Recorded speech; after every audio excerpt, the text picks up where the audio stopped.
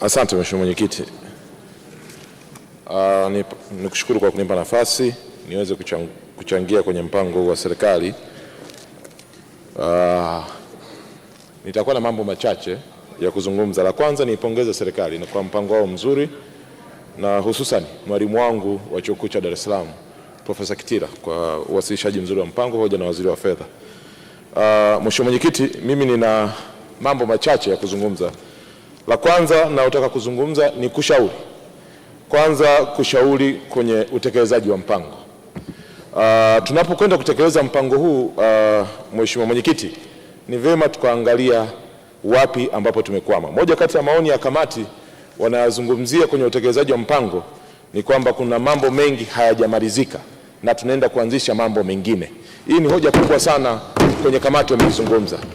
Na hii inaendana na kwamba kukosekana kwa kitengo cha tathmini, monitoring and evaluation, ndicho kinacholeta haya ambayo yanaonekana tunaanzisha mambo mengi katika taifa na mengine hayajakamilika, kiasi kwamba wananchi wanakuwa hawaoni tija wa utekelezaji wa mpango husika. Kwa hiyo nishauri Mheshimiwa Waziri na nishauri kwa serikali, cha kwanza ni kufanya tathmini, ni miradi ipi imekamilika na miradi ipi bado haijakamilika. For instance, kwenye miradi ya barabara, kila mbunge akisimama hapa ndani anazungumza kwamba tumefanya sherehe kwenye kusaini mikataba, lakini barabara hizi hazijatekelezwa na hazijaanza kujengwa. Ukienda kwenye miradi ya maji, ukienda kwenye miradi mingine mbalimbali. Sasa ni vema serikali ikafanya tathmini ya miradi yote ambayo haijakamilika, tukamilishe ili tulete tija kwa wananchi, waone kwamba serikali imefanya kazi. Kuwa na viporo vingi vinatusababishia serikali iwe na mzigo mkubwa tunapoenda kuanzisha na miradi mingine.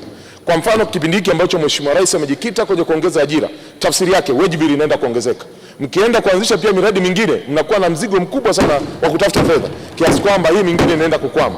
Kwa hiyo ni shauri kwenye utekelezaji wa mipango tufanye tathmini ya hii miradi ya kimkakati, ambapo tumeona kabisa kwamba serikali inaenda kujikita kwenye sekta ya uzalishaji.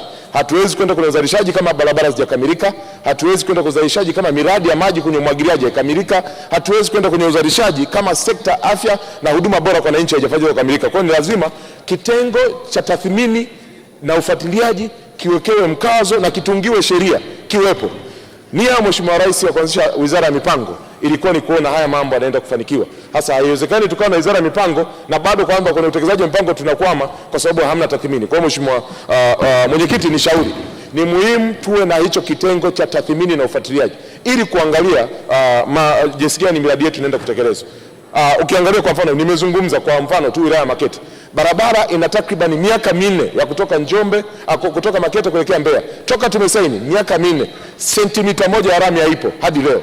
Sasa hii ni mfano tu, lakini barabara ya kutoka Njombe kuelekea Ludewa ni same case. Barabara kutoka Lupembe kuelekea Morogoro ni same case. Hizi ni barabara, angalia barabara ya Mbeya mjini pale kwa muda mrefu imekuwa imestaki. Sasa ni vema serikali ikafanya tathmini kwenye hii miradi ikakamilisha ili tuweze kwenda kwenye hatua nyingine ili miradi iweze kuwa na tija